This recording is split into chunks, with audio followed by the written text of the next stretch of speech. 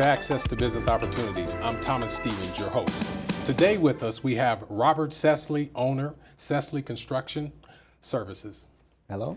And we have Halima Shafiq, owner, Green Office Furniture Solutions. Hello. Welcome to the program. Thank you. It's going to be a great show, MBE Roundtable. We want to talk about your companies, why you went into business, and what you plan to do for the future. So let's start off with Robert. Give us a little background about your company and how you got into this. Our company started 35 years ago with my father. It started off as a mom and pop operation with a passion my father developed in Columbus Public Schools at Eastmoor in Woodshop. He started that company. We come from a long line of entrepreneurs. Both my grandfathers are entrepreneurs. My father went straight into business after high school.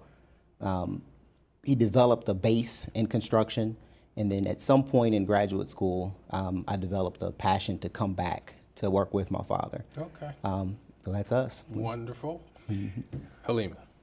Well, I have a strong background in architectural drafting and a degree in interior design. I've worked quite a few years in the commercial design industry. So it led me to start my own business, which is Green Office Furniture Solutions, and it's focused with design and project management and product solutions. Why Green Office Solutions? Well, I mean, what's this thing about green? It's definitely sustainability. So a lot of the products that we choose to offer will have certain criteria that it meets to meet LEED certification, to also improve your overall environment, whether it's emissions and other harmful things that products have had in the past. And is there a good market for that? Absolutely. I see more and more that people are becoming more conscious of the environment that we spend a great deal of our time in, whether we're working there or learning there, or even if it's a medical facility, there's always the need to be concerned about any other products or things that can be introduced that might be harmful. Okay, I want to learn more about the green because it's critical and Yes. it's important to the city. Construction. I know we see a lot of buildings going up. Hopefully you're doing good business, but tell us a little more about construction. Why is that important, and what are you doing in that space? Construction, why is it important? For us, the way we look at construction and pretty much our entire business is we look at relationships. So a customer has a need for something built, and we approach that relationship with a win-win mentality of, you have a need, we can provide a value to meet that need. So that's pretty much the role we play in that, the value that we bring in construction. And what is your expertise in the area of construction? Because it's so vast. Right. Well, I think that's a good part about our company is its diversity. We've worked the full spectrum in its growth from a mom and pop into a more established business, is that we cover the spectrum from maintenance and repair to building large projects from the ground up. So we stay diverse. We have a target market, but we pretty much are diverse, and if it fits the model and the schedule at the time, we do approach it and take it. Okay. Go for it, at least. Got to go for it. Yes, sir. Okay, again, in the green space, we'll say, who are you doing business with, and where do you see opportunities for your company with regards to growth? Well, we're doing business with everyone from a small business startup to corporate entities and government. And I see opportunities for growth because, like I said, a lot of people are starting to be more conscious of their environment and what type of products they're putting in that environment, and over time, how it's going to break down, what's going to happen to this chair after we're no longer using it. Can it be recycled? Can we help the environment while we're building our office or building our space for people to work in? So I do see more of a focus, also more of an opportunity to educate people.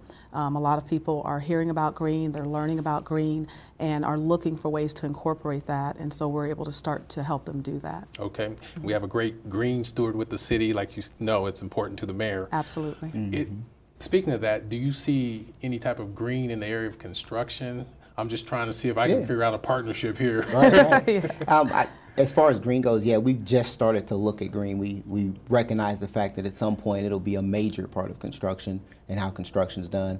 We're still for us and what we've seen at our level of construction, it's still in a transition where you want to do the consciously right thing, but it's hard to sell it to a customer who doesn't have a requirement that makes them green. Okay. So there are times where we need it and it works perfectly, and there's times where you just want to sell it, but it doesn't hit their price point. Okay. Yeah. Let's back up a little bit.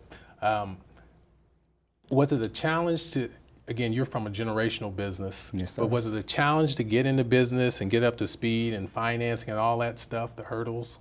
Just because we need to help some entrepreneurs out there. Yeah. So give them some advice on what you saw and kind of the path you took. Well, for our business in particular, we started with, and that was in my evaluation of going back to work for my father.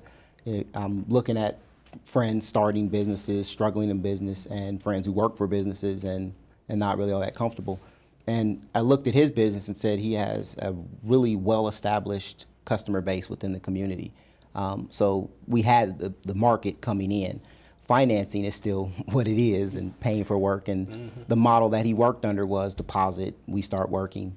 And it took some time to transition that into a model of being able to finance the work for the customer. But it took time, and the advice would be set up an accounting system, be extremely diligent, and then if you're an entrepreneur, you're extremely creative. and Kind of have to be. yeah, you do. You What, do. what I'm hearing you say too, that it's not an overnight success. It's It is day not. in and day out, just pushing through. It till took you me get- years to accept that. I like, you like growth. You're a driven person, but that drive is a process of years. Okay. Halima, what's your experience? Again, you started that business, and I just knew you probably had $4 million in the bank, so you was all absolutely, set. sure. need No, to know no, her. by any means. Working a job at the time and actually was laid off shortly thereafter. So it was a matter of hit the ground running and do or die.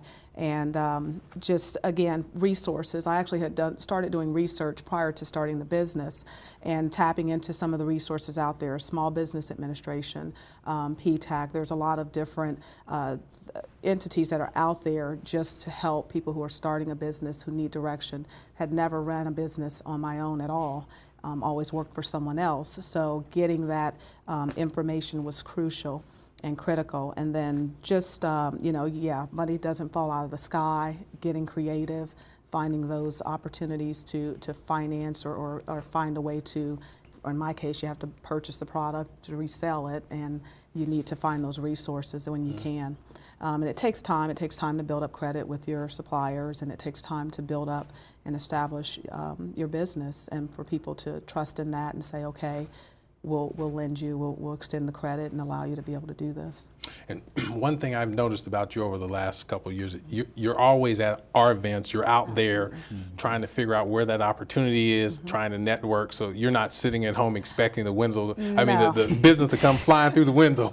No, you have to go out and be active, and whether it's networking events, anything that's going to get you the opportunity to meet with people who are either going to allow you to partner with other businesses, who are going to help you find the products you need, who are going to help you find access to capital, any type of opportunity. Even after starting the business, people will say, why are you still going to those things? I learn something new every time. And at different phases in the business, there's always something that I may have learned about the first or second year that wasn't really applicable, where now I need that information because going forward it's going to help me in terms of growth and viability. Excellent point. Robert, what about linking up maybe with prime contractors, trying to source business? Do you work with prime contractors? Are you the prime contractor looking for subs? How does that work? Well, in the past, when my father, we've had some really great experiences in our growth where we've worked with contractors like McDaniel's Construction, or worked for Smoot, worked for Mr. McDaniel's when he was the company at the time.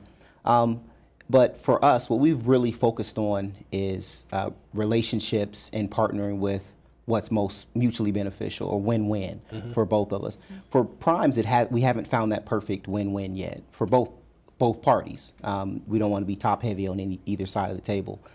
We have found really great relationships and partnerships at our level of peers. In the construction process, there are things we do really well, and there's another group of guys out there, guys or women, who do well. We find ways to put us together to do work together, and everyone get paid for what they do in the process. That's been our biggest partnering kind of model that's helped us grow. Okay. Not necessarily primes at this point. All right.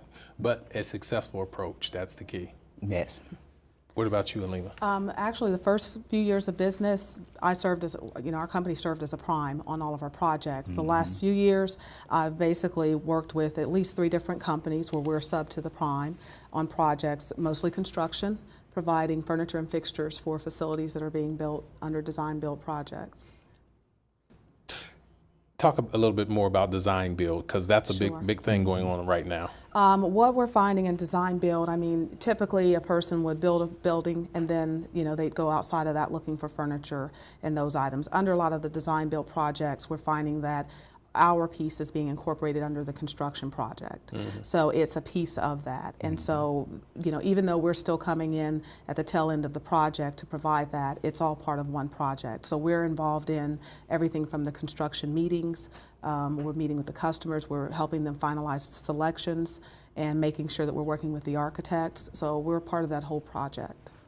So I don't think I prepared this question, you know how it goes. Why would I want to come and see you as a business? Why would I want to come?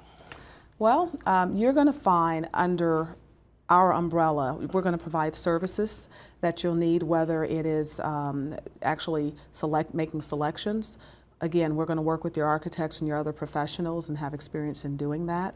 We're going to bring in those products. We're going to make sure they're installed properly. We're going to make sure anything else that might be needed or was overlooked is also brought into that picture. So basically, you're going to get a one-stop shop in terms of that piece of the project. Okay, great answer. Yeah.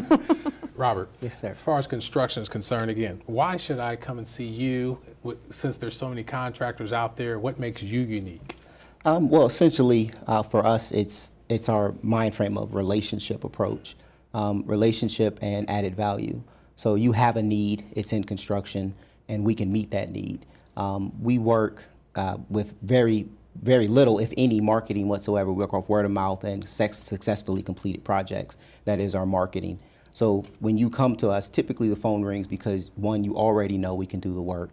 And you have confidence that we'll do it effectively and we'll do it on time and on budget for what we say. So we kind of operate in a model of ethics and knowing our trades and knowing what we do well. And so that's why the phone rings. That's been our growth model.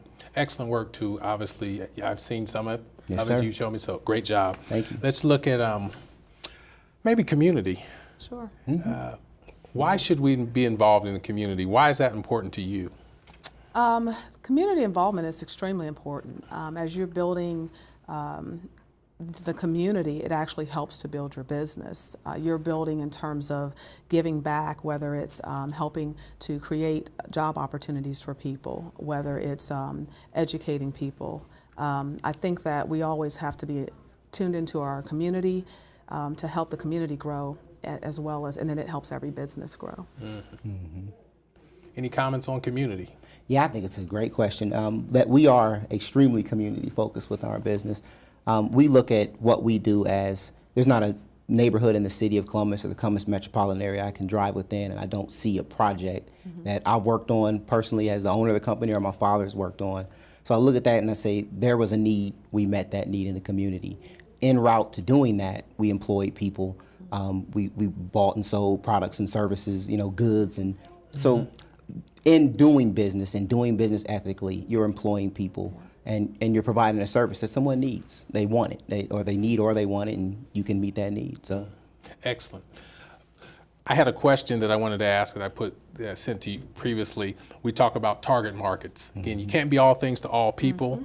And since this is an MBE roundtable, I want to know what your target market is, who you're going after. So hopefully we can drive some business there. Sure. Go ahead, Robert. on the residential end, well, we do a fair amount of high-end